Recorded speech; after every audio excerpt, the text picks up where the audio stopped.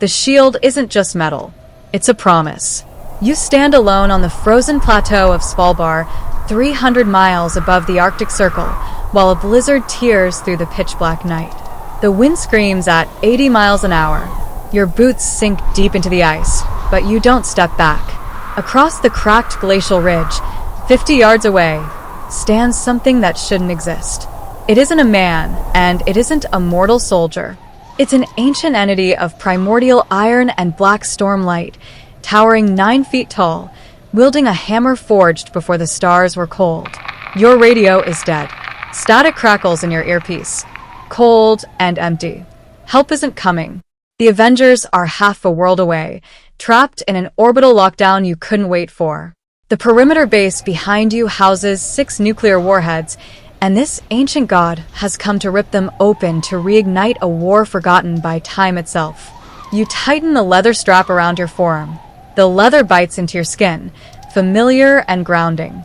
Your heart rate slows, dropping into the cold, calculated rhythm of a soldier who has already accepted the end. The entity steps forward. The ground trembles beneath its weight, sending fractures through the ice sheet. It doesn't speak, because gods don't negotiate with insects. It swings the massive hammer down, tearing through the frozen air with a sound like a splitting mountain. You dive left. The impact shatters the glacier where you stood a microsecond before, throwing a mountain of jagged ice into the black sky. The shockwave hits your chest like a battering ram, launching you backward across the frost. You roll with the momentum. You dig your boots into the ice, rising into a low stance just as a second strike arches down toward your skull. You raise the shield. The collision sounds like a cannon firing inside a closed room. The vibranium absorbs the kinetic force, but the sheer momentum drives you 3 feet into the solid permafrost. Your knees buckle, your muscles scream, and the metal alloy hums with an agonizing, high-frequency vibration that numbs your arms to the shoulders. He presses down. The god's black glowing eyes stare into yours, filled with absolute, effortless contempt. You grit your teeth. You dig your fingers into the edge of the shield, push upward with everything left in your legs, and deflect the hammer off to the side. The god stumbles slightly, thrown off balance by the unexpected kinetic redirection. That's your opening. You don't hesitate.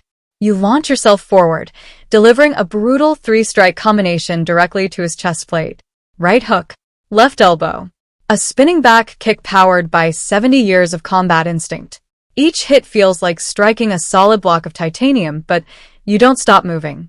You weave under a sweeping backhand that would have decapitated a normal man, step inside his reach, and drive the sharp edge of your shield directly into the crease of his armored knee.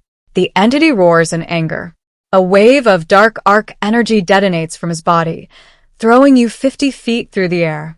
You hit the icy ground hard, skidding across the frozen plain until you crash into a jagged outcrop of rock. Blood fills your mouth. You cough, wiping it away with the back of your glove, and look down at your suit. The fabric is torn, the star on your chest is scorched black, and 2 of your ribs are definitely broken. Breathing feels like drawing liquid fire into your lungs. Across the clearing, the god turns toward the base. He ignores you now, believing the fragile mortal is broken. He takes 3 heavy steps toward the nuclear vault doors, his hammer glowing with destructive dark energy. You force your fingers to close around the shield's handle. You drag yourself to your feet. The pain screams through your nervous system, every nerve ending firing an alarm, but your body moves anyway. You take a breath. You wipe the blood from your eyes, settle your weight, and pull the shield back over your shoulder. You throw.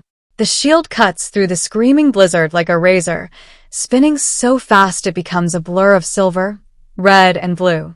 It strikes the god directly behind the knee joint, precisely at the microfracture you created seconds before. The entity's armor buckles. His leg gives out, and he drops to one knee with a deafening crash as the shield rebounds off his armor and arcs high into the dark sky. You leap forward, catching the shield midair, and crash down on top of him with your full weight, driving the edge of the disc into his exposed throat. He grabs your neck with a hand made of iron and stone. His grip tightens instantly, crushing your windpipe, lifting you off the ground as your vision begins to blur into edge-to-edge blackness. You can't breathe. Your lungs scream for oxygen, your fingers grow weak, and the cold Arctic wind feels like it's fading into a distant whisper. You look down into his burning eyes. You see no mercy, no hesitation, only the absolute belief that might makes right. You raise your right arm, wrapping your fingers around the rim of the shield one last time. You don't drop it. You swing downward with every single ounce of strength left in your super soldier body, striking the exact same spot on his armor again and again and again. The metal buckles. The energy holding him together begins to flicker, unstable and wild. He chokes, his grip loosening just enough for you to draw a ragged breath of freezing air.